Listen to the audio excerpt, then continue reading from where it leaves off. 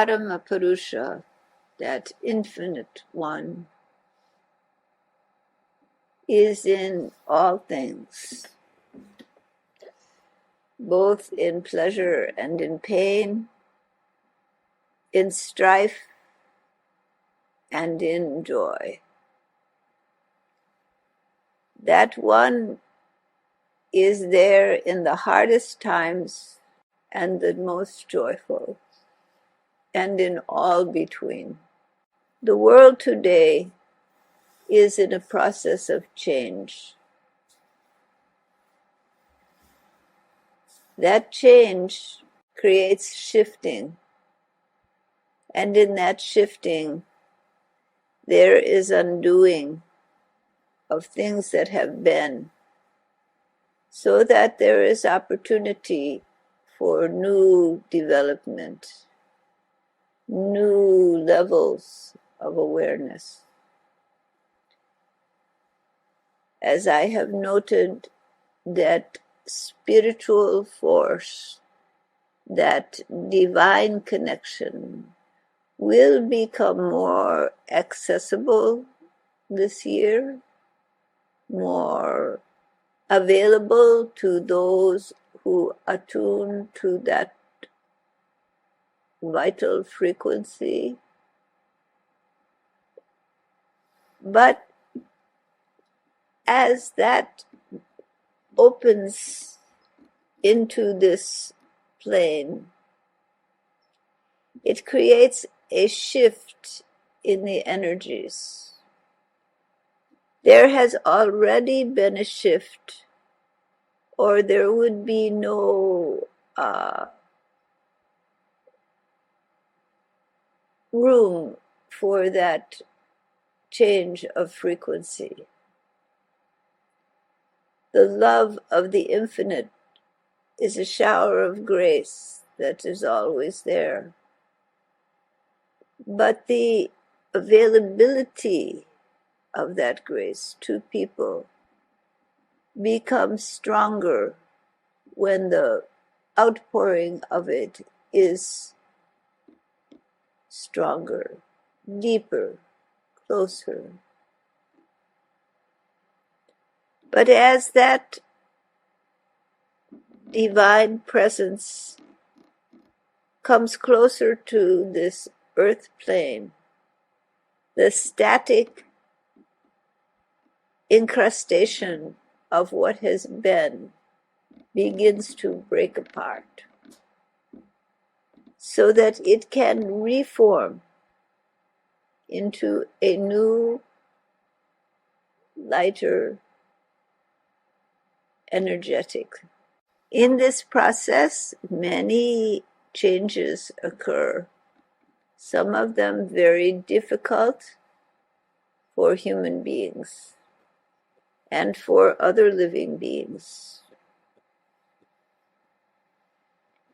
They may be seen as destructive, whether human caused or a result of the changes in the natural world. In all of this, there will be change, and that change will at times seem productive and vital, and at times very destructive. Whether it takes the form of nuclear conflict has yet to be determined by the actions of human beings, but it will take some form. As for the intervention of those who are watching the evolution of this planet, monitoring it, and there are those who are doing this, beings who are somewhat more evolved, that have the capacities of travel. Whether they intervene has yet to be determined, and would only be in the most extreme circumstance.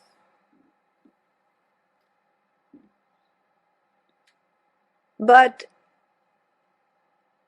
it is my sincere belief that such intervention will not be needed, that human beings, though they are very fixed and not wanting to shift and change, will, in the end, recognize the path to survival, recognize what needs to be done, and will go forward into the change.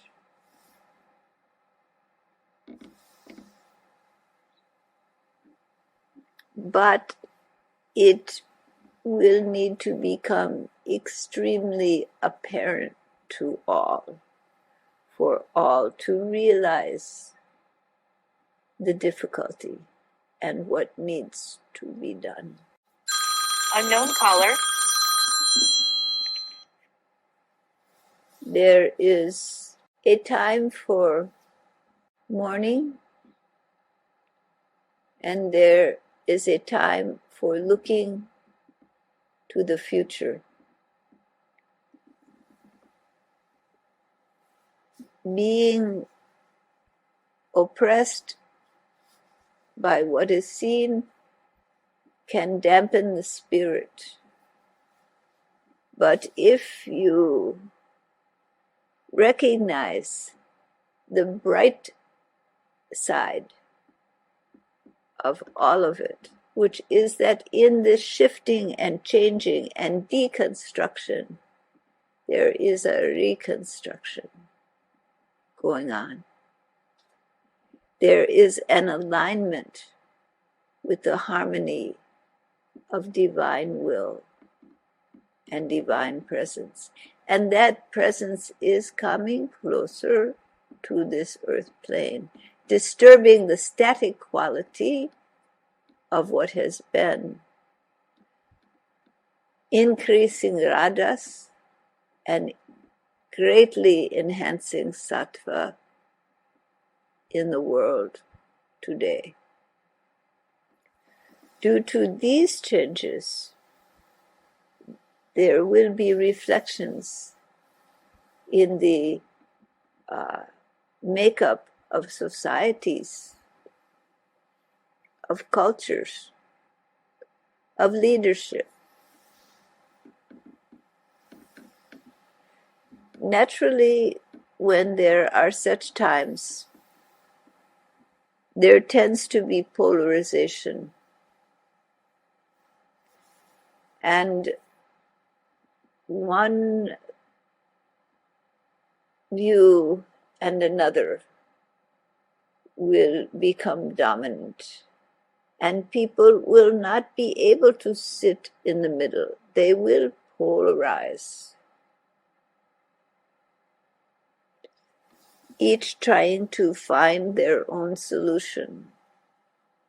One to cling to the past and try to reconstruct what has been or maintain it as it falls apart.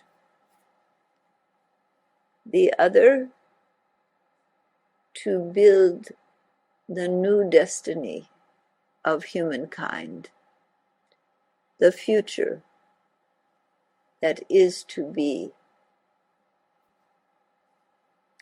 In this polarization, there may seem to be equality, but that is an illusion, for one is clinging to the past, attempting to sustain what has been, and the other moves to a new paradigm. In the end, all will give way. There will be unity of thought and mind.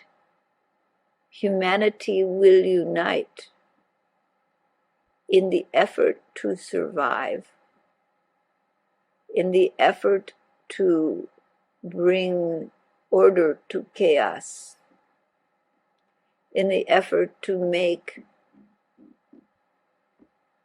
this world a better place in which human beings and all beings may survive and thrive. There will be a uniting of human forces and a transformation of this world. Each day is a new day, a new beginning, a new dawn. Each day you have an opportunity to choose whether you are part of the problem or part of the solution, whether you are stuck in the past, promoting those things which harm humanity, or whether you are part of the movement towards the unity of life. Being part of that movement towards the unity of life means two things. One, connection to the divine source, allowing that one to fill you, to move through you, surrendering all your beliefs and constructs, all your self-identities to the Sadguru, dissolving that which is rigid inside of yourself into the flow of the infinite. That is number one. Second is to take action in alignment with this flow of infinite love, with this higher frequency moving towards the earth plane. Align and allow the infinite to be in you and through you and in your actions in the world, so that you are a part of the greater harmony that is being manifest on this planet. In the evolution of this planet, there is a great joy, for consciousness is awakening to a new frequency. There is a new age approaching, where Sattva Guna will be more dominant, where human beings will live in peace with all the living beings of this world, and the harmony and life of spirit will grow, creating a harmony of life upon this planet, a growth of love and awareness. If and when you find yourself in a difficult situation, when you are torn by the strife you see in the world, remember this. It is a part of a larger whole, a movement towards sentience, towards love, towards the infinite. So while you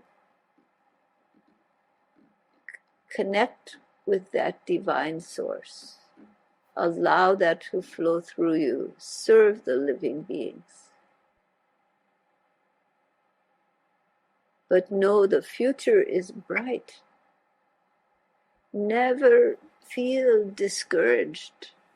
Never allow yourself to be downhearted, for that future is bright. There is a harmony in this universe. There are laws of the cosmic existence. And this growing planet, with its teenage difficulties, will come into that harmony, into that alignment. It is a sure guarantee. So never fear, never doubt. The future is bright. All right?